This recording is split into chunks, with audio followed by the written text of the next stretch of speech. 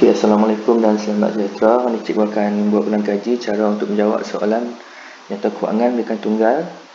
Okay, kita lihat soalan kedai buku Yahaya. Reka baki berikut diambil daripada buku-buku kedai buku Yahaya pada 31 Julai. Ini jadi tarikh ni adalah bermaksud ini adalah tarikh akhir soalan kita. Okay, bukti dan darab Ibn Ruga. Okey, jadi untuk kamu kena pasti kebiasaannya sebelah debit adalah item aset dan belanja. Manakala di sebelah kredit biasanya adalah liability, equity dan juga hasil. Kecuali yang kamu kena pasti adalah item kontra. Sebab kontra ada di kedua-dua belah. Okey, modal ambilan ABT, ABB, alatan kos inventory 1 Ogos 2018 ini adalah inventory awal. Belian dan jualan, faham no? Ini adalah belian, yang belakang ni adalah jualan. So apabila ada item pulangan, biasanya ini adalah item kontrak. So kita akan buat anak panah macam tu. Bermaksud 200 itu adalah pulangan belian. Okey, ini adalah pulangan belian. Di sini kalau ada adalah pulangan jualan. Okey, komisen diterima adalah hasil. Kadar bayaran, angkutan keluar, sewa, gaji, semua ni adalah belanja-belanja. Okay, susun dengan tempat alatan, tunai dan bank. Okay, untuk bank di sini kamu lihat bank berbaki debit, bermaksud bank dalam soalan ni adalah aset semasa. Bank kadang-kadang boleh berbaki kredit, maka dia akan menjadi liability semasa. Okey, untuk maklumat tambahan yang pertama. Dia bagi maklumat 3 jenis inventory pada harga kos dan pasaran. Jadi kamu kena pilih nilai terendah untuk setiap jenis item. Jadi alat tulis kamu pilih 6890. Untuk buku teks kamu pilih 13250. Untuk buku rujukan kamu pilih 4740. Jadi bila kamu jumlahkan inventory akhir ni, kamu akan dapat jumlahnya adalah 24,880. Nanti yang kita akan masuk dalam jawapan kita. Okey, kemudian maklumat yang lain kamu lakukan tandaan. Okey, gaji bulan Julai 2019 belum dibayar. Yang ini adalah keyword dia adalah gaji belum bayar.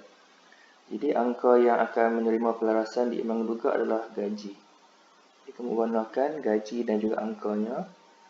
Yang ni kita akan baca semula ayat pelarasan nombor 2.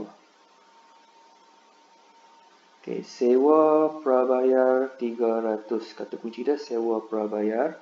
Jadi di Imam Ruga kamu warnakan sewa. Sini kita akan baca semula maklumat tambahan yang ketiga. Okey, kadar bayaran. Kadar bayaran dia kata 140 adalah untuk bulan Ogos. Okey, soalan kita tamat pada 31 Julai. Dia kata ini adalah sehingga bulan Ogos. Maksudnya ini adalah kadar bayaran prabayar. Okey, sebab dia bulan Ogos dia dah melebihi bulan kita. So yang ini adalah kadar bayaran prabayar. Jadi maklumat di atas menduga kamu akan warnakan item kadar bayaran. Kita akan baca semula ayat nombor 4 nanti. Okey, sekeping nota kredit bernilai 150 terlupa rekod. Okey, nota kredit kepada pelanggan. Nota kredit kepada pelanggan. Pelanggan ni adalah akaun belum terima. Jadi maksud dia pelanggan ada membuat pulangan barang kepada kita. So nota kredit ni sebenarnya adalah pulangan jualan. Okey, jadi kalau kita lihat di atas tadi pulangan jualan tidak ada. Jadi sekarang ni maklumat tambahan, maksudnya ada 150 pulangan jualan. Okey, kemudian butiran yang pelanggan tu ABT, maksudnya kita akan warnakan akaun belum terima. Okay, kita akan baca semula maklumat nombor 5 nanti. Okey, kemudian alatan disusut nilaikan 20%. So, susut nilai alatan, kaedah bagi perkurangan, pasangan di dalam imam duga adalah susut nilai terkumpul. So, warnakan susut nilai terkumpul. Ini kita akan baca balik bersama-sama dengan butiran yang ke-6. Okey, kemudian ambilan barang untuk kegunaan keluarga 400 setiap bulan. Jadi maksudnya untuk setahun kita kena darab dengan 12. Okay, jadi ambilan barang itu adalah berjumlah sebanyak 4,800. So nak catat ke mana? Okay, ambilan untuk kegunaan keluarga. Maksudnya yang pertama of course kena pada butiran ambilan. Jadi kita akan warnakan butiran ambilan. Okay. Kemudian yang kedua ni adalah barang. Barang kita akan catat kesannya pada item belian. Okay, jadi untuk butiran yang ke-7 ni, yang ke-7, kesannya pada ambilan dan juga pada belian. Okey. Dan yang terakhir sekali, hutang ragu diwujudkan. Okey, yang ini akan menerima kesan di PP dan juga di PKK lah. Hutang ragu diwujudkan. Jadi yang ini sebab wujudkan maka dia belum ada lagi baki peruntukan hutang ragu di dalam imbangan duga. Okey, jadi tujuan kita warnakan begini maksud dia setiap butiran imbangan duga yang dah berwarna ni maksudnya akan dibuat pelarasan, mesti ada pengiraan. Jadi sekiranya murid-murid menyalin semula nombor-nombor yang sama ke dalam jawapan bermaksud angka itu pastinya salah. Okey, jadi setelah kamu menanda maklumat penting dalam soalan seperti yang saya buat ni, kita akan sediakan jawapan. So yang pertama kita buat format. Okey.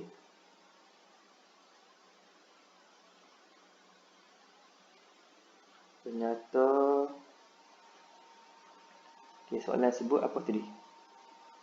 Penyata perdagangan dan untung rugi. So kita buat format dulu. Penyata perdagangan dan untung rugi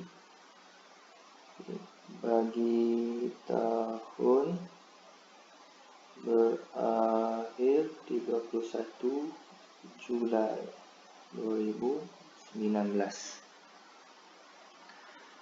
Okey, format yang saya minta murid-murid untuk tulis terlebih dahulu. Yang pertama adalah butiran jualan. Tolak dengan ulangan jualan. Okey, kita selang satu. Tajuk kecil berikutnya adalah tolak kos jualan. Kita ada yang pertama inventory awal. Ini kita ada butiran belian tolak dengan ulangan belian. Kita akan selang 1, 2, 3, 4, 5 untuk item-item Audi dan tolak inventory akhir. Okey, diikuti dengan kos jualan dan kita akan dapat untung kasar. Okey, pada peringkat ini saya akan minta murid-murid saya untuk mewarnakan lajur-lajur yang akan diletakkan angka jualan, ulangan jualan, kos jualan dan untung kasar semuanya adalah pada lajur di luar. Inventory awal dan inventory akhir lajur tengah, belian dan ulangan belian lajur dalam. Okey, sambung sikit di format. Tambah dengan hasil 1, 2, 3, 4. Kemudian tolak belanja. Okey, ini adalah format penyata pendapatan. Jadi cikgu zoom masuk, kamu tengok inilah format penyata pendapatan ataupun akaun perdagangan ontologi yang kamu sediakan terlebih dahulu. Kemudian terus kita sediakan format penyata kedudukan keuangan.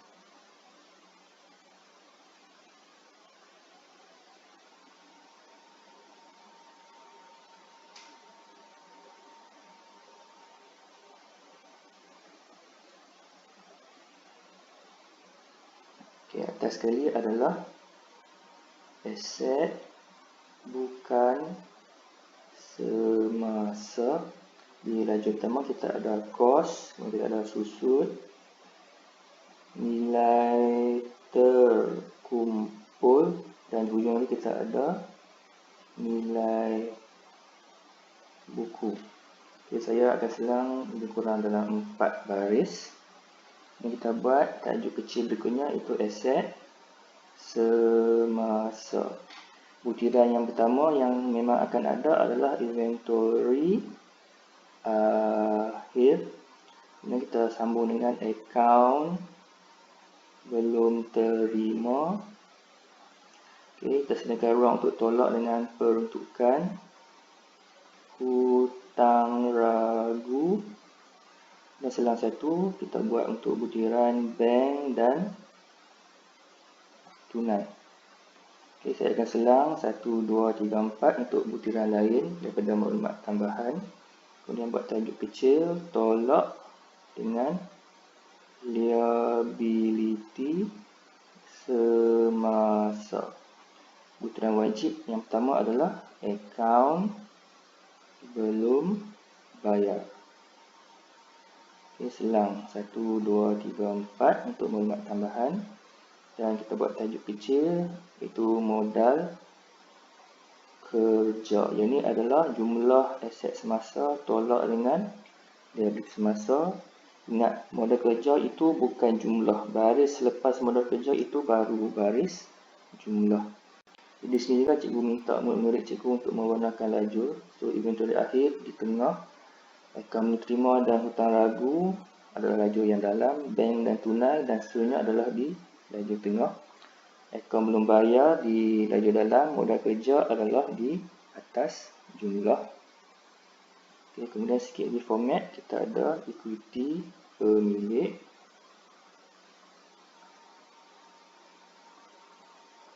Modal awal tambah dengan untung bersih, selang satu tolak dengan ambilan, kita akan dapat modal akhir.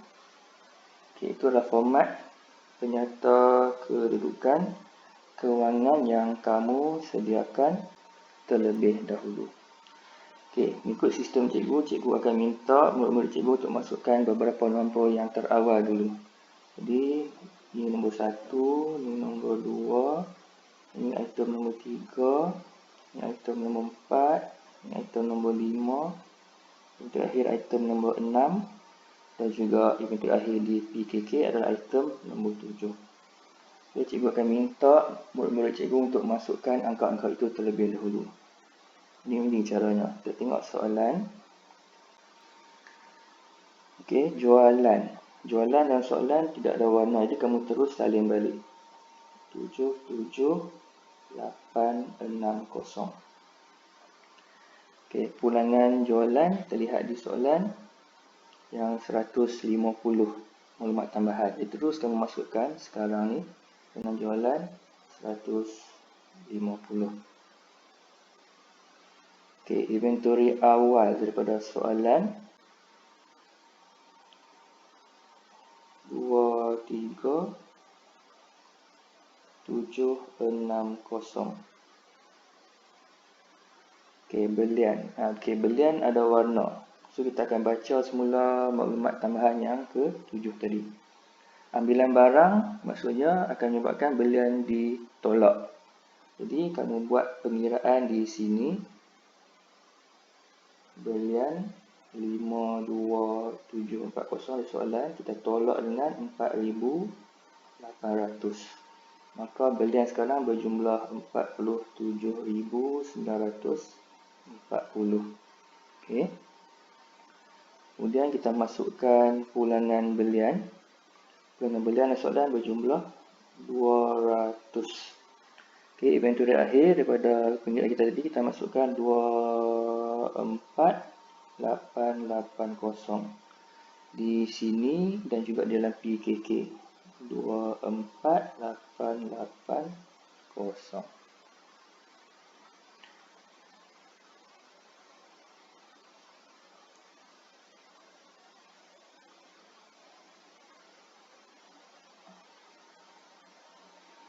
Okey, baik. Jadi bila item kamu dah masukkan tadi, kamu tik. Okey, belian dah masuk. Belian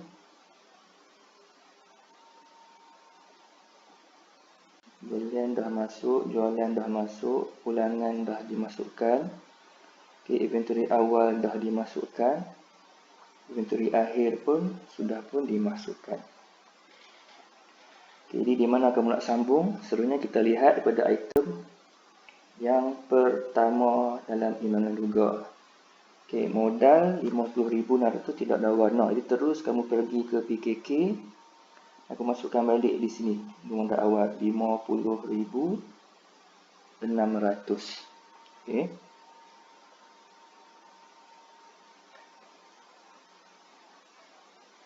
Okey, ambilan. Ada warna. So kita baca balik tadi lah. Butiran yang ketujuh, ambilan barang. Maksudnya ambilan sekarang bertambah. Dia ada buat ambilan tambahan. Jadi kita terus pergi ke tempat PKK ambilan. So tunjukkan pengiraan di sini. Okey, 4000 adalah angka imbangan duga tambah dengan 4800 maklumat tambahan. Jadi sekarang ambilan berjumlah 8800.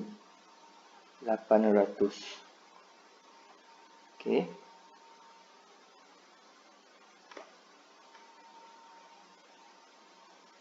Akaun belum terima. 9850 ada warna. Maklumat nombor 5. Okey, apakah kesan pulangan jualan kepada hutang?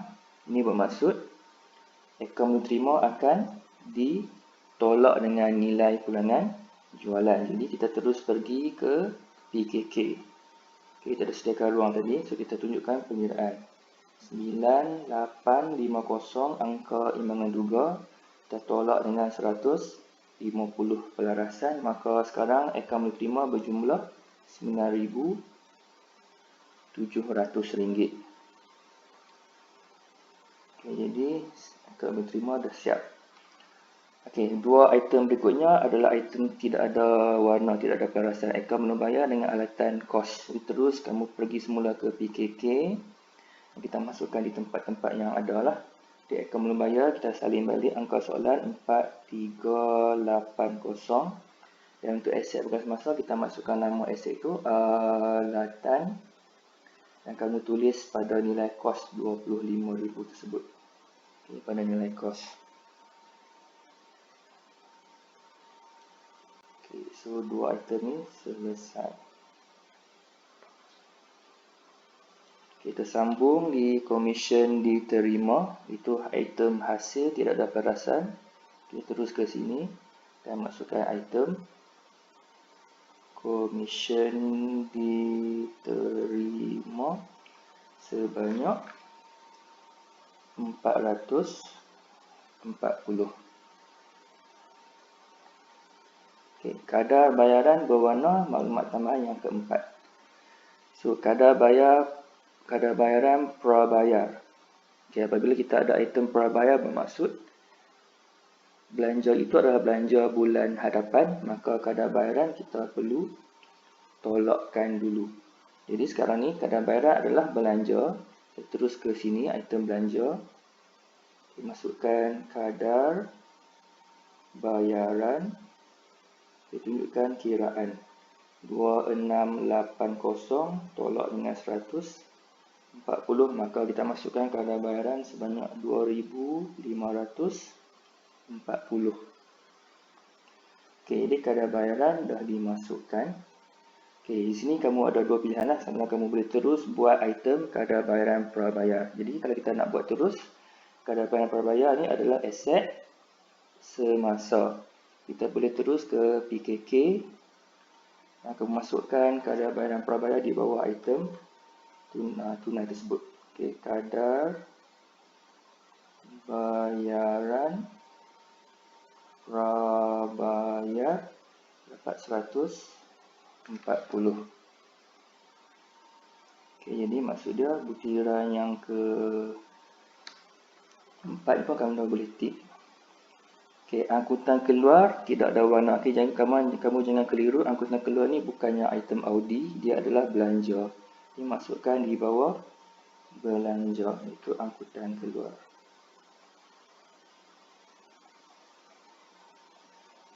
Banyak 1,850.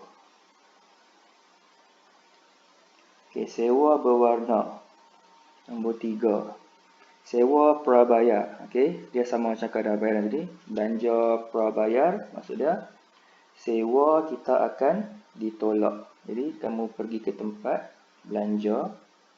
Okey, sewa, tunjukkan kiraan angka imbangan duga 3,900. Okey, tolak dengan prabayar sebanyak 300. Sewa termasuk sebanyak 3,600 dalam belanja. Dan kamu boleh buat terus sewa prabayar. Macam tadi ni, prabayar ni maksudnya adalah aset semasa. Kalau kita terus pergi ke penyata kedudukan kewangan di bawah aset semasa, kamu masukkan terus di sini sewa prabayar RM300.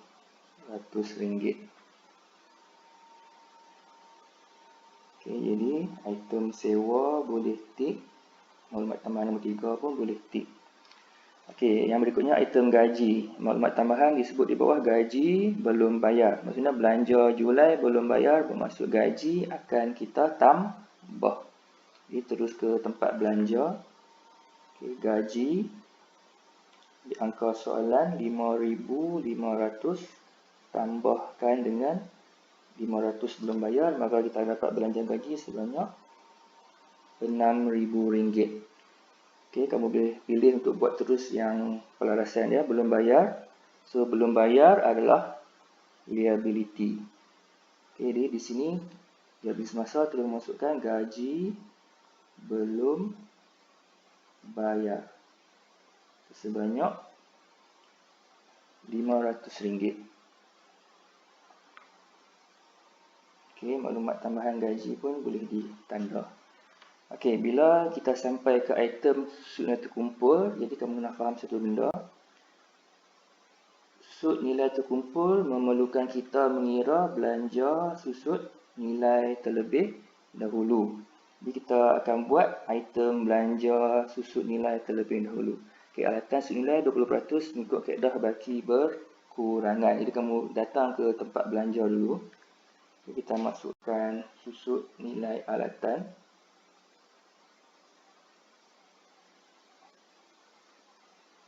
Okey, ingat rumusnya adalah peratus susut nilai kita akan darab dengan kos tolak dengan SNT. So kos alatan 25,000 kita akan tolak dengan 5,000.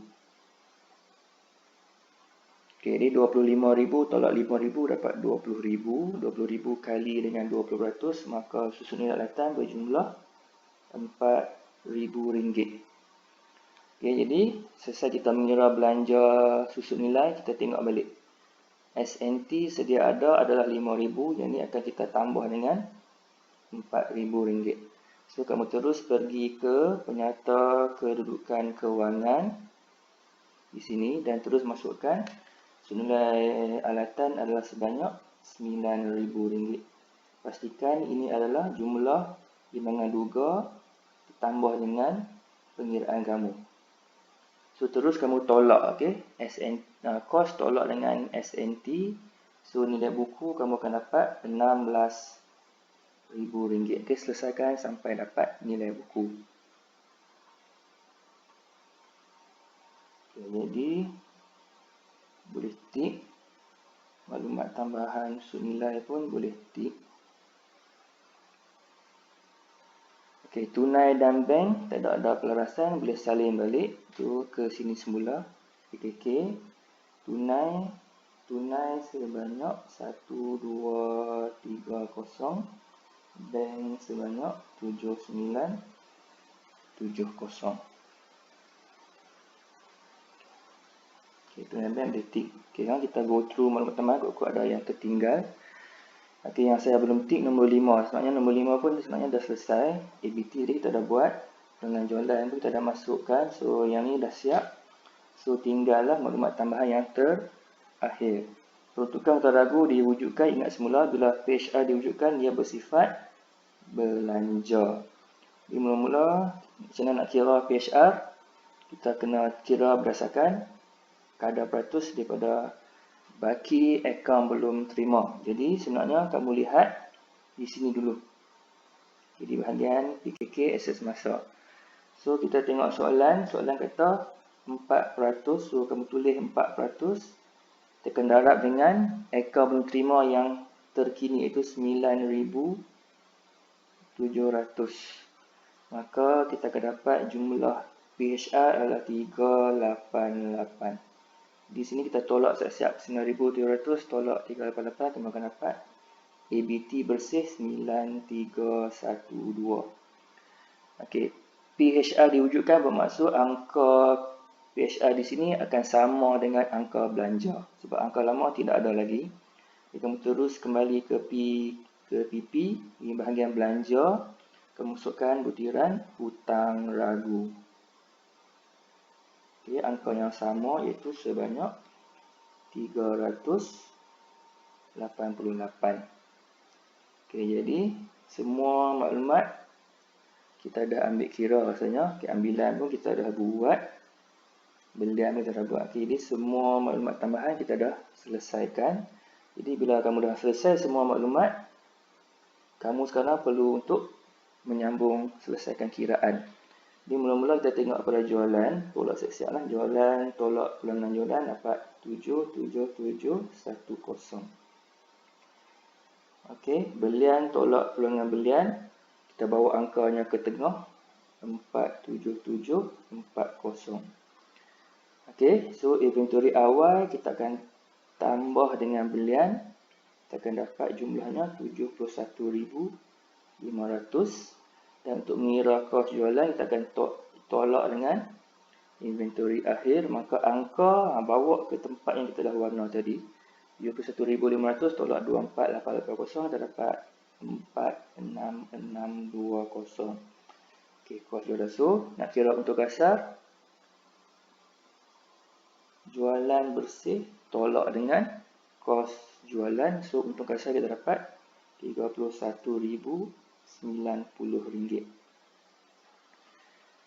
Okey, sebelum kita kirakan untung bersih, kita jumlahkan dulu belanja. Di sini belanja berjumlah 18,378.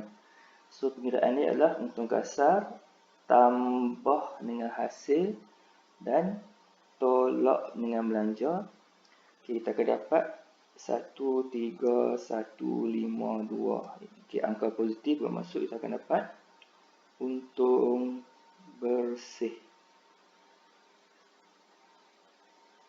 Okay. Sebab saya kamu dapat untung bersih tu, terus kamu salin angka yang sama ke dalam PKK bahagi untung bersih.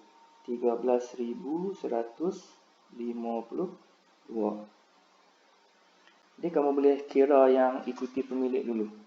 Okay, modal awal tambah untung bersih, kamu akan dapat 63,752.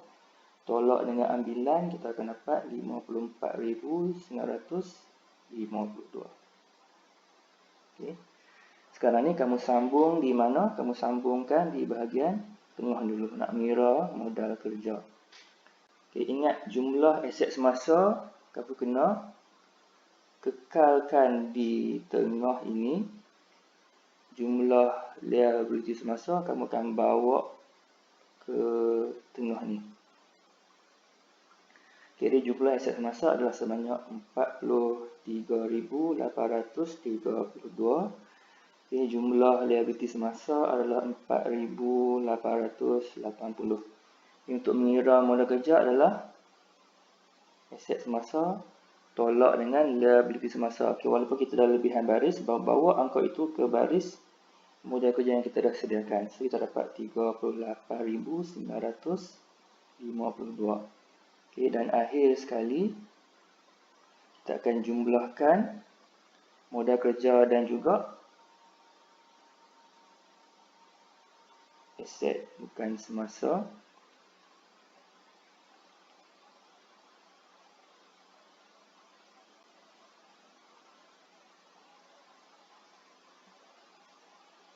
Okay, jumlah aset bukan semasa kita akan tambah dengan modal kerja. So, jumlah besar dapat sama 54,952. So, kita pun selesai menjawab soalan penyata kewangan bidikan tunggal. Okay, harap kamu boleh study dan boleh lihat langkah-langkah menyediakan jawapan. Okay, sekian, terima kasih.